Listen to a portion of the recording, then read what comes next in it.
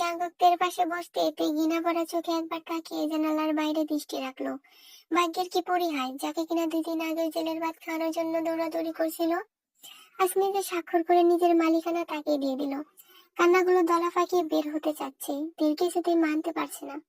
রাগের বসে বিয়েটা তো করে ফেলছে, কিন্তু কিছুতে একটা জানোয়ারের সাথে সংসার করা যায় না। এই যে মিস, আপনার জামাই আপনার পাশেই বসে আছে, জানালা দিয়ে পরপুরুষ দেখা বন্ধ করুন। তোর মতো জানোয়ারের থেকে পরপুরুষ মেলা ভালো। জাঙ্কুক তাকালো একবার সুগার দিকে, না সুগা শুনেনি। সুগা, একটা জায়গা গান বাজা, বিয়ে করছি, বিয়ে বিয়ে ফিলানা লাগবে যে। সুগা কিছু বললো না, একটা গান চালিয়ে গাড়ির লাইট সব অফ করে দিল। গাড়ির লাইট অফ করতেই জাঙ্কুকের বেশ সুবিধা হলো। এক ঝটকায় থেকে নিজের কাছে ঘুরিয়ে এক হাতে তের কোমর স্লাইড করতে করতে বলল, এখন বলেন, আমাকে বিয়ে করার জন্য রাজি হলেন কেমনে? তোকে বিয়ে না করা ছাড়া কোনো রাস্তা খোলা রাখছিস তুই? স্বামীর সাথে তুই তো কারে মানায় না, বুঝলেন? তাই বলছি ভদ্র ভাষায় কথা বলো। তোর মতো জানোয়ারের জন্য তুই তুকারি ছাড়া আর ভালো কোনো শব্দ আসে না। এখন আমাকে ছাড়া আচ্ছা বাদ দেন, আমাকে এত সহজে বিয়ে করার জন্য রাজি হলেন কেমনি সেটা আগে বলেন। আপনাকে যতটুকু চিনেছি, আপনি নিজে থেকে আমার কাছে ধরা দেওয়ার মানুষ না। আর কোনো পথ কি খোলা রাখছিস তুই? আমার মাত্র ভদ্র পোলারে এমন অপবাদ দিয়েন না ম্যাডাম, আল্লাহ সইবে না। আপনার মতো জানোয়ারকে এছাড়া কি বলা যায়? যেদিন থেকে দেখা হয়েছে আমার জীবনকে জাহান্নাম বানিয়ে দিয়েছেন। রাস্তাঘাট ভার্সিটি কোথাও 1 মিনিটের জন্য শান্তিতে থাকতে দেননি। এরপরও এরপরও আর একদম এগিয়ে সেদিন হোস্টেলে। কথাটা বলতে গিয়ে তের চোখের এক ফোঁটা পানি জাঙ্কুকের হাতে পড়ায় ভালোই বুঝতে পারলো তার বউ কান্না করছে। কিছুটা নিশ্চুপ হলো জাঙ্কুক। তারপর থানায় যা করলে, এমনি আমার বাবার সাথে এরপরে যদি হোস্টেলে ফিরে গিয়ে পড়ালেখা শুরু করি, কোথাও কাজ করতে যাই, আপনার জন্য চিন্তা করতে পারবো, শান্তি মিলবে আমার? এই কয়দিনে তো হাড়ে হাড়ে বুঝে গেছে। ছাড়ুন। জাঙ্কুক গলা ছেড়ে হ্যাঁচকা টান দিয়ে তের পিঠ ঠেকালো নিজের বুকের সাথে। এরপর মাথায় থাকা ওড়না ছড়িয়ে গলায় কিস করতে করতে বলল, ইস, বিয়ে করেছি সংসার করার জন্য, আমার বউ আপনি, কোন রকম বিটিগিরি করবেন না। বলেই ঘাড়ের মধ্যে নিজের দাঁত দিয়ে ট্যাটুর ডিজাইন আঁকতে শুরু করলো জাঙ্কুক। তে ঘৃণায় নিজের ঘাড় অন্যদিকে সরিয়ে নিতেই জাঙ্কুকের রাগ উঠে গেল। কিন্তু এখন রাগ করলে চলবে না। তের এতক্ষণ বলা একটা কথাও জাঙ্কুক বিশ্বাস করেনি। তে যে মেয়ে, শুধুমাত্র এই কটা কারণে যে তাকে বিয়ে করবে না ভালো করেই জানে। তবে বিয়ের প্রথম দিন কিছুতে ঝগড়া করে কাটাতে চায় না। জীবনের প্রথম বিয়ে করেছে, ঝগড়া করে কাটিয়ে দিলে হয় কি করে? সে আবার দায়িত্ববান স্বামী, বউকে ভালোবাসতে একচুল পরিমাণও কিপটামি করবে না। দীর্ঘ 2 ঘন্টা জার্নির পর অবশেষে একটা বিশাল ডুপ্লেক্স বাড়ির সামনে দাঁড়িয়ে এসে থামলো। সোগা নেমে ভেতরে চলে গিয়েছে। এদিকে জাঙ্গুক নেমে গিয়ে কারোর সাথে কলে কথা বলে এসে দেখে তে এখনো গাড়িতেই বসে আছে। কি হলো ম্যাডাম, নামবেন নাকি? বাড়িতে এসে পড়েছি। কিন্তু ঘাড়তে রাতে কি আর জাঙ্কুকের কথা শুনে অজ্ঞাত জাঙ্কুক ঝুঁকে গিয়ে কোলে তুলে বের হলো। তে তাল সামলাতে না পেরে জাঙ্কুকের গলা জড়িয়ে ধরতেই জাঙ্কুকের মুখে মুচকি হাসি ফুটে উঠলো। আগে বললেই পারতেন স্বামীর কোলে উঠতে চান, আমি আবার বইয়ের বেলায় কিপটামি করি না, বুঝলেন? আমাকে নামাল বলছি। আর আপনার কয়টা বউ, বউয়ের বেলায় কিপটামি করেন না বলেন? অসভ্য লোক, নামান বলছি। একটু আগে নামতে বললাম, নামলেন না। তাই তো স্বামীর দায়িত্ব পালন করতে চলে এলাম। এখন দায়িত্ব শেষ না করা পর্যন্ত নামাচ্ছি না। শুধু কোলে কেন, দায়িত্ব পালন করতে গিয়ে যদি আপনার পা দুটো কাঁধে উঠাতে হয়, তাও আমি উঠাতে রাজি।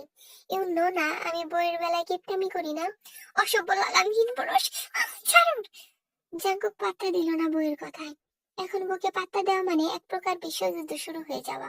কোলে করে দরজার কাছে গেল। ভেতরে থেকে লিজং সোক, সোগাত, জিহোপ আর জিহোপের বউ সুজি দাঁড়িয়ে আছে। এদের আসতে দেখে সুজি এগিয়ে আসলো, হাতে দুধের গ্লাস আর মিষ্টি। বাহ, আমার দেবর তো দেখি বিয়ে করতে না করতে বউকে কোলে তুলে দিচ্ছে। কি যে বলেন ভাবি, 5টা না 10টা না, একটা মাত্র বউ, প্রয়োজন হলে কোলে না। আর টুকু বলার আগেই তে জাঙ্কুকের মুখে হাত দিয়ে আটকে দিল। পরের কথাটা যে কি বলতো বোঝার বাকি নেই তার। এই লোক শুধু অসভ্য না, চরম লেভেলের বেয়াদব। তের এমন করাতে ভিতরে সবাই মুখ টিপে হাসছে। এদিকে জাঙ্কুক ঝুঁকে গিয়ে তের কানে কানে বলল, ইস বউ, দিলা তো কথার মধ্যে বাম হাত ঢুকাইয়া। ব্যাপার না, আমি না হয় রুমে গিয়ে দেবনি, বলেই চোখ টিপ মারলো জাঙ্কুক। এদিকে তের অসহ্য লাগছে। যেখানে তে মানুষটাকে সহ্য করতে পারে না, সেখানে লোকটার এসব কথা গায়ে কাটার মতো লাগা স্বাভাবিক। হয়েছে হয়েছে, সুগার ট্রেটা ধরো তো ভাই। আর জাঙ্কুক হা করো তো। মুখের কাছে একটা মিষ্টি নিয়ে দৌড়লো সুজি।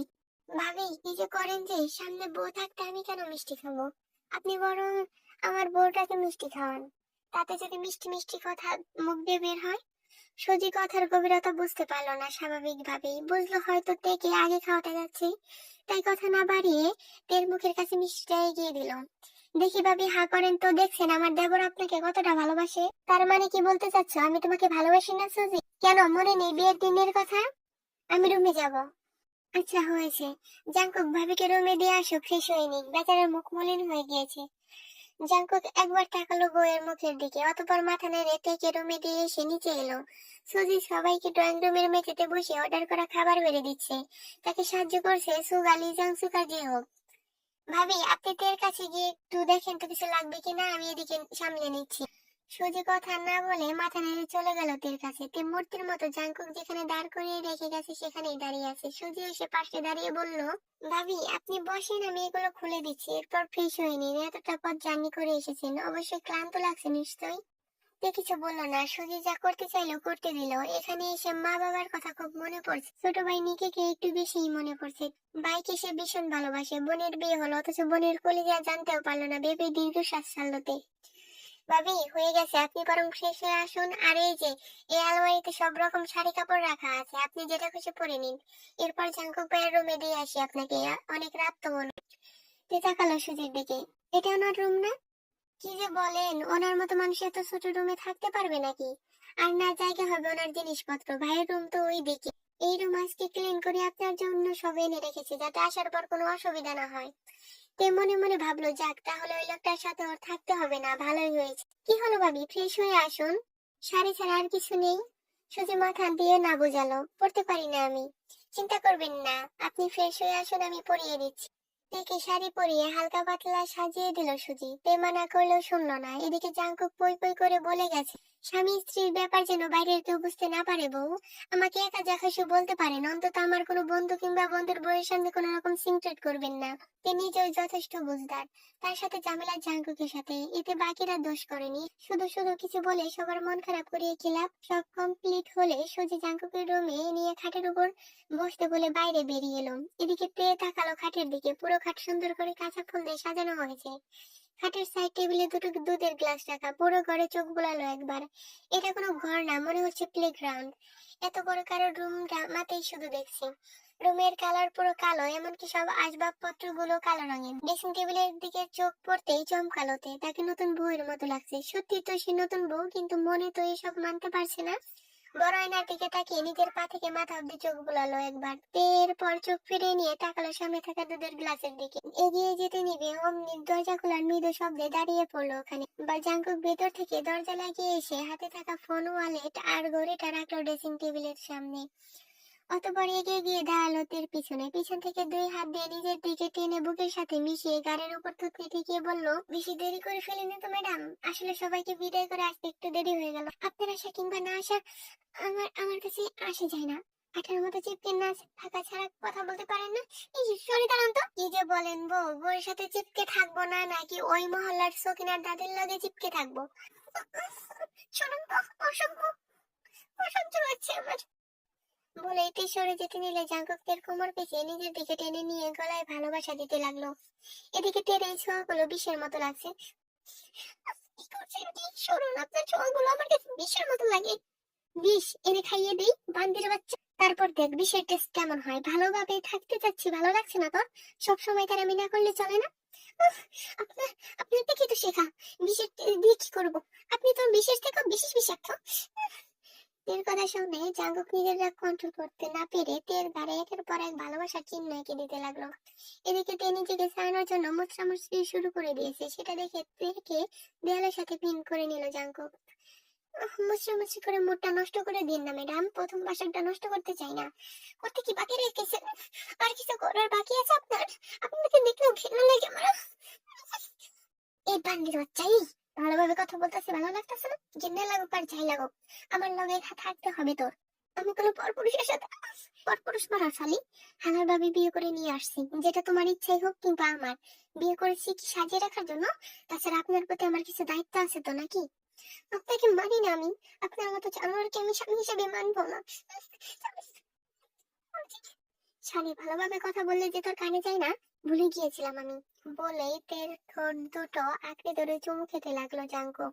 চুমু খাওয়ার তীব্রতায় এক সময় তের ঠোঁট থেকে কিছুটা রক্ত লাগলো জাঙ্কুকের মুখে। জাঙ্কুক তা ছাড়লো না, চুমু খেতে খেতে হাত দুটো চালাতে লাগলো আঁকাবাঁকা রাস্তা ধরে। এরপর লেগে পড়লো চেরি গুলোকে বরকত দিয়ে কমলা করার উদ্দেশ্যে। সে আবার দায়িত্ববান স্বামী, বইয়ের কোন কোন জায়গায় বরকত নাই দেখে ঠিক মতো সেগুলো বরকত করতে হবে যে তাকে। চেরিগুলোর মধ্যে বরকত দেওয়ার এক পর্যায়ে লিটল জাঙ্কুকের আর্তনাদ শুনতে পেল জাঙ্কুক। না, তাকে আর থামলে চলবে না। লিটল জাঙ্কুক যে লিটল তের কাছে যাওয়ার জন্যই ছটফট করছে। সময় নষ্ট না করে তের কাপড় খুলে ফেললো জাঙ্কুক। এখন পরনে শুধু ব্লাউজ আর পেটিকোট। সেদিকে তাকিয়ে ভালোভাবে দেখে নিল জাঙ্কুক। এরপর চোখ পড়লো তীর তীর করে কাঁপতে থাকা তের ঠোঁটের দিকে। আবারও ঠোঁটের মধ্যে বরকত দিতে দিতে তেকে নিজের কোলে উঠিয়ে নিল জাঙ্কুক। তে ততক্ষণে ছটফট করা কমিয়ে দিয়েছে। কোলে নেওয়ার সাথে সাথে লিটল জাঙ্কুকের স্পর্শ ভালোই বুঝতে পারলো সে। এদিকে জাঙ্কুক নিয়ে তেকে ছুঁড়ে ফেললো বিছানায়। তে সরে যেতে চাইলো, কিন্তু আমাদের দায়িত্ববান স্বামী কি সেটা হতে দিতে পারে? তাই তো শক্ত করে বিছানার সাথে পিন করে নিল। অতঃপর এক হাত দিয়ে ব্লাউজের বোতামগুলো খুলতে লাগলো। জোর করে আপনি আমাকে কখনোই পাবেন না। বাল সালে, বালের জামা পরতে কে বলছে তোমাকে? বলে একটানে ছিঁড়ে ফেললো তের ব্লাউজ। আমাকে জোর করে আমাকে জোর করে কোনোদিন কোনোদিন পাবেন না। আপনি মানেন আর নামে নেন, আপনাকে পুরোটাই তিন কবল বলে পেয়ে গেছি আমি। শরীর তো প্রতি তার জ্বালানো একটা উপায়, তাই বলে তোর জ্বালা মেটানোর জন্য আমি যথেষ্ট শালী। আর নিষিদ্ধ বলিতে কেমনি কি পাওয়া যায়, চল নিয়ে দিয়ে আসি, 2 দিন দেখে বল কি পাওয়া যায়। এই ঘৃণায় চোখ ফিরিয়ে নিল জাঙ্কুকের দিক থেকে। কমলার উপর নিজের কাজ শেষ করে নিচের দিকে যেতে লাগলো। তে বাধা দেওয়ার চেষ্টা করলে কাকা হাসি দিয়ে হাত বাড়িয়ে ড্রয়ার থেকে হ্যান্ডকাপ বের করে খাটের সাথে আটকে দিল তের হাত।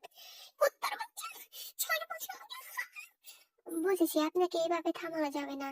বলে নিজের ঠোঁট দিয়ে আটকে দিল তের ঠোঁট। অতঃপর কমলার উপর বরকত দেওয়ার সাথে সাথে লিটল জাঙ্কুককে শান্ত করার জন্য লিটল তের কাছে নিয়ে গেল। এক ধাক্কায় নিজেকে লিটল তের মধ্যে দিয়ে সেখানে বরকত দেওয়া শুরু করলো। फिर जर्रे जर्रे में दीदार आया है, फिर जर्रे जर्रे में दीदार आया है, बेहद और बेशुमार आया है।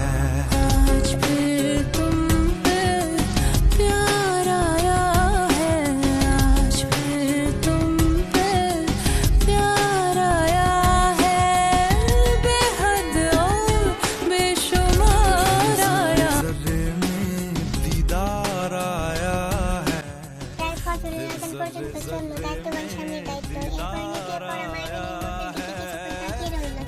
অতঃপর টের কপালে চুমুকে টেবিলের উপর মাথা দিয়ে ঘুরে তাকালো সিলিংয়ের দিকে। সেদিন শুধু জাঙ্কুক কোনো সাহসী নারীকে দেখেনি, দেখেছিল কোনো এক মায়াবিনীকে, যে কিনা জাঙ্কুকের মতো মানুষকে টক্কর দেওয়ার ক্ষমতা রাখে। সেদিন শুধু লড়াইয়ের সূচনা হয়নি, কোনো এক বদরাগী একরোখা ছেলের মনেও মায়াবিনীর জন্য প্রথম ভালোবাসা নামক কিছু একটার সূচনা হয়েছিল। যে কিছু একটা থেকে কোনো নারীর ঘুমের সুযোগ নিয়ে খুঁটিয়ে খুঁটিয়ে দেখছিল শ্যামবর্ণের মায়াবী মুখশ্রী। জীবনে প্রথমবার কোনো এক নারী তার সত্তাকে সেদিন নাড়া দিয়েছিল। যে ছেলেকে দেখে মেয়েরা আতঙ্কের কাছে আসতো না, সেই ছেলে একটা মেয়ের সাথে আঠার মতো চিপকে থাকে, এটা তো ভাবাও সম্ভব হওয়ার মতো না। কিন্তু জাঙ্কুক নিজেও জানে তেকে পাওয়ার জন্য সে যে রাস্তা অবলম্বন করেছে সেটা মোটেও শুভকর নয়।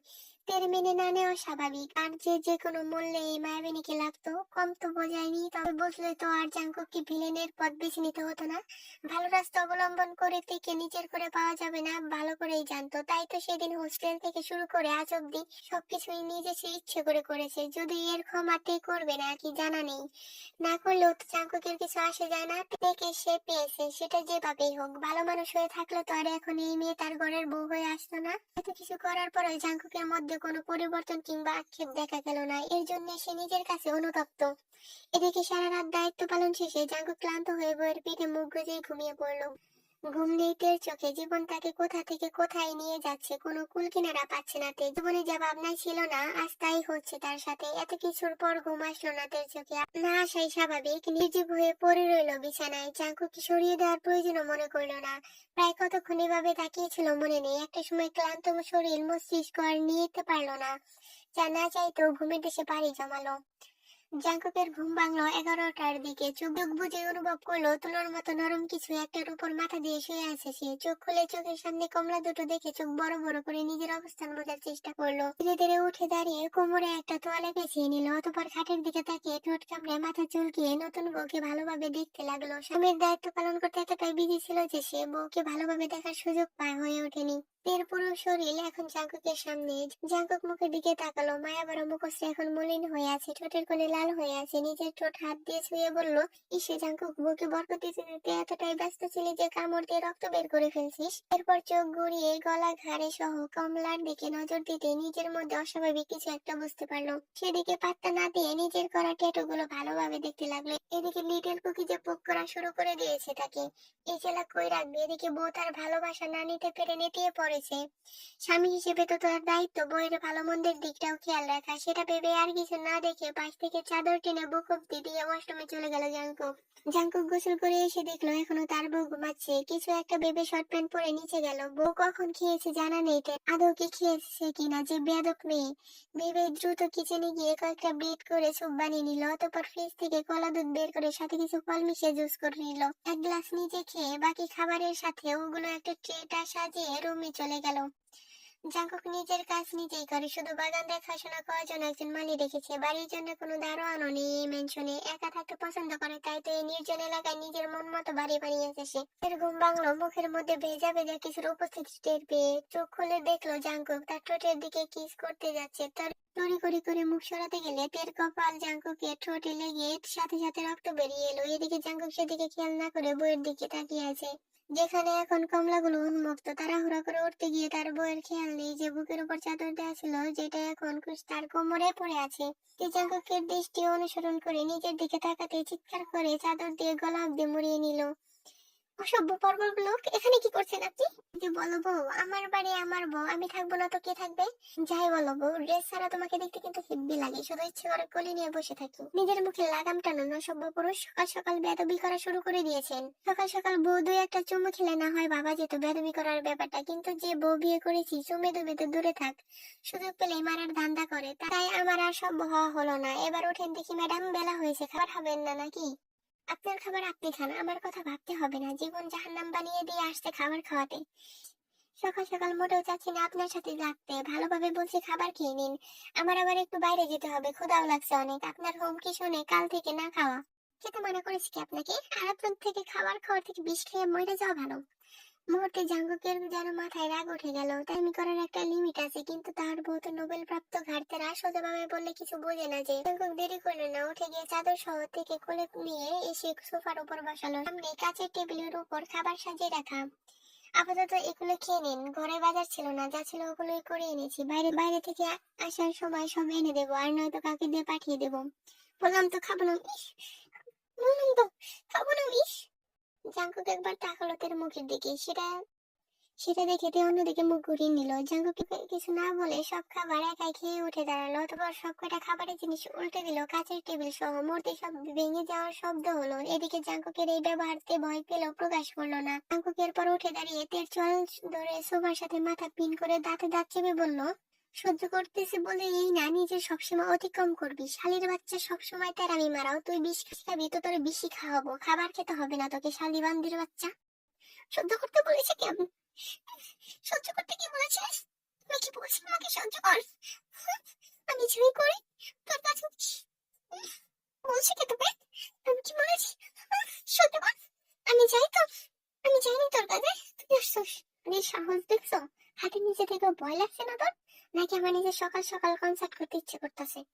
সাহসের দেখছিস? কথা বলে দাঁড়াতে পারলো না। তুই সাথে সাথে চটাস চটাস থাপ্পড় পড়লো পরপর দুই গালে বেশ কয়েকটা। তাল সামলাতে না পেরে পড়ে যেতে নিলেও পারলো না। জাঙ্কুক এক হাতে টেনে জড়িয়ে নিল বুকের সাথে। ভাই আমি গেছিলাম, কিন্তু অনেকবার কলিং বেল বাজানোর পরও ভাবির সাড়া পাইনি। আমি কি চলে আসবো? হুম, আচ্ছা চলে আয়। ভাই খাবারগুলা কি করবো? ফালাই দে, আর নয়তো রাস্তার কোনো কুত্তা থাকলে দিয়া দে। বলেই কল কেটে দিয়ে হাতে থাকা সিগারেটের